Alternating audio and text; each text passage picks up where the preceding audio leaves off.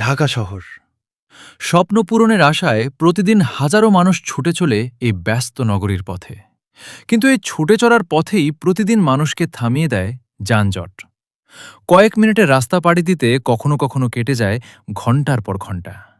চারপাশে শুধু গাড়ির সারি, হর্নের শব্দ আর মানুষের ব্যস্ততা। কেউ অফিসে যাওয়ার তাড়ায়, কেউ ব্যবসার কাজে, আবার কেউ পরিবারের প্রয়োজন মেটাতে ছুটে চলছে।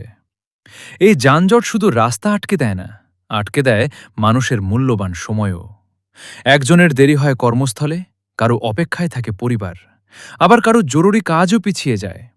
তবুও ঢাকার মানুষ থেমে থাকে না।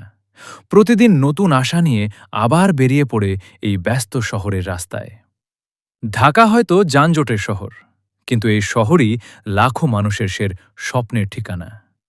হয়তো একদিন এই রাস্তাগুলো আরও সুন্দর হবে, যানজট কমবে, আর মানুষ তার গন্তব্যে পৌঁছাবে একটু বেশি স্বস্তি নিয়ে।